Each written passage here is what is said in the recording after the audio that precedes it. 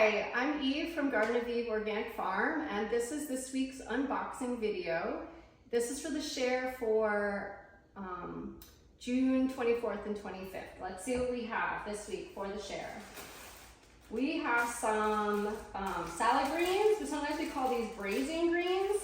Sometimes people are a little confused by these. There are some new things that you might not be familiar with.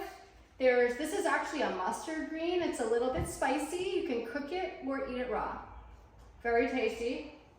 Some little baby bok choy leaves with little tiny organic holes, which taste exactly the same as ones sprayed with chemicals, but better for you.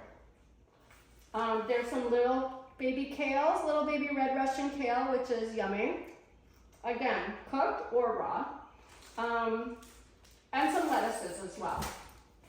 What else? We have a nice big bunch of red Russian kale. It's called red because it has these nice purple veins. There's also a white Russian kale, which is the same, just all green. And you'll want to cook this. The way I like to do it is chop it just roughly this way. Some people eat the stems, some people don't eat the stems, completely up to you. There's really no reason not to eat it unless you just don't like it. And you could also juice it. I like to really cook this a long time until it's soft. Some people like the crispy, I like the soft. So I will cook it with some olive oil and garlic, but I also put the top on so it kind of steams at the same time. And I'll check it a bunch of times, just try it until it's really soft. I also like to turn the heat off with the top on and just let it sit until it cools. By the end of that, it's very soft and delicious.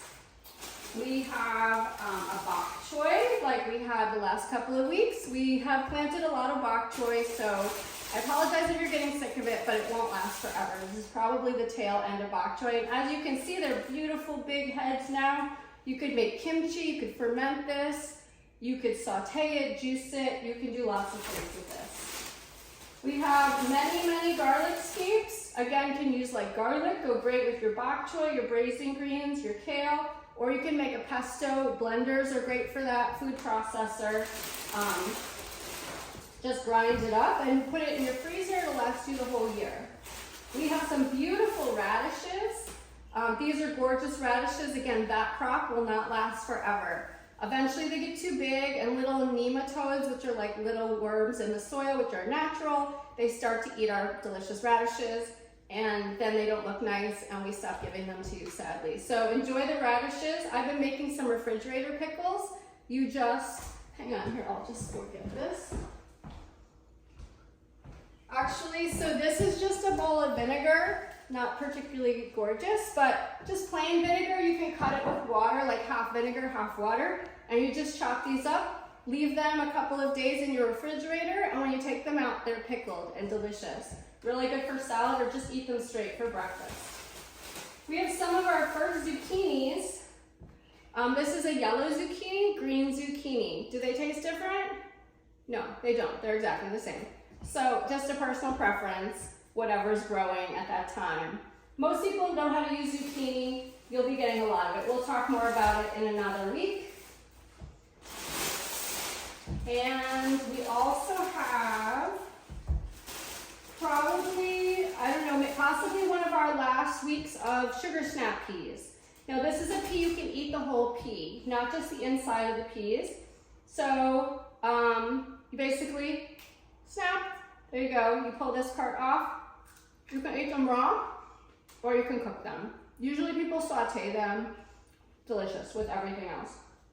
Our fruit share this week is blueberries. And of course we have our egg share for people who have eggs.